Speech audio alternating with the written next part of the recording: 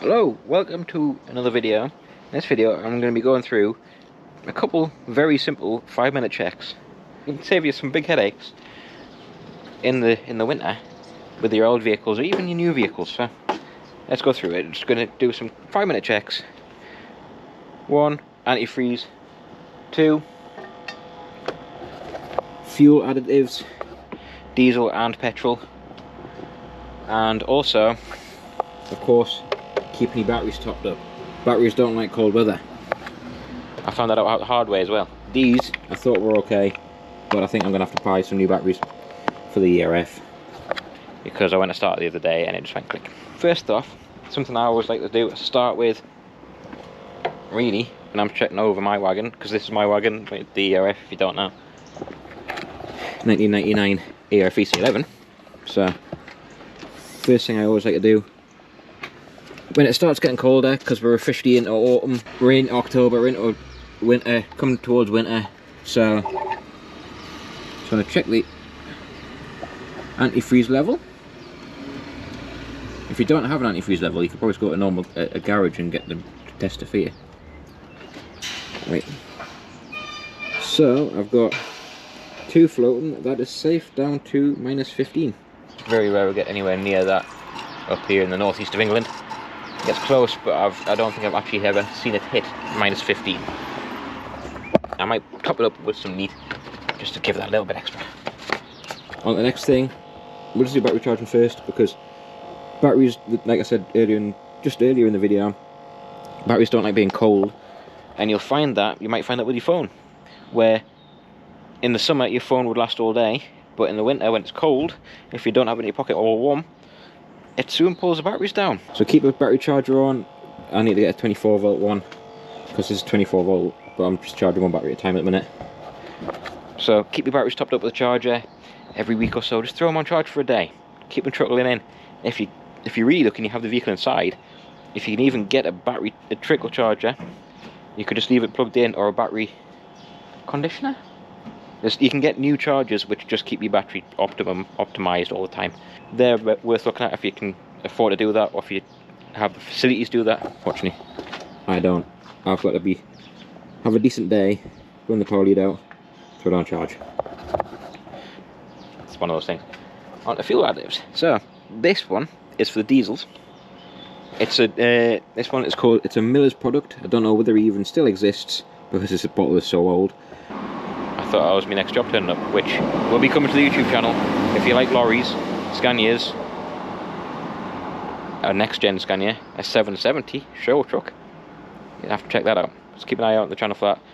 Hit the like button, subscribe button if you want to join in, and follow for more tips, and follow with the restorations, because I'm in the middle of restoring this. The F7 there. We've got 2 Scammels, Pioneers, and a few old cars as well. But anyway, back into diesels. So this stuff is a additive you put in, and it stops the diesel fungus growing in the tank. What diesel fungus is it is a bacteria that grows into a fungus, and it gels up, and it looks like frog spawn in the fuel tank. And then when you run the vehicle, it can be sucked up, block up your fuel tank, your fuel pickup. And on these, we'll call them head stacks. So it'll block up your head stack, go all the way through your fuel lines and into your fuel filter, which on this is there. Block up your fuel filter, and you can even cause breakdowns. It could cause fuel starvation, cause bad running, because it's not getting all the diesel fuel at once. Petrols, you can get I don't know so much about petrols now, because I'm stepping away from petrols a lot more. But you can get additives, or you can get special fuel, depending on what you use it in. Like, we have special fuel in Dad's 1938 BMW R12, which isn't normal petrol anymore. I'll show you. Covered up because we're doing work on it. You can get new petrols. It's very expensive, mind, but it doesn't have ethanol in it. It doesn't have anything like that, which attacks the carburetors and fuel systems and stuff in the old stuff, which is safe to leave over the winter.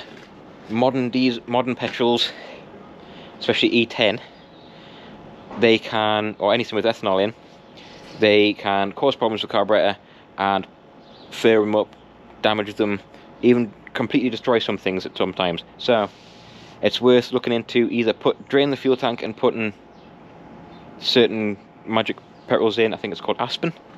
Have a look at that. Don't quote me on it, but have a look at it. Aspen fuel, I think. And I'll put a link to it in the description below if you want to know. Or you can get additives that go into the fuel, a bit like lead replacement and octane and cetane boosters, which go into the fuel, which help prevent problems later on with modern fuels. So I'm just going to quickly do this. I'm going to be putting diesel in my wagon soon, so I'm just going to put a cap full of this into the tank. It should be mixed 1 milliliter to a litre.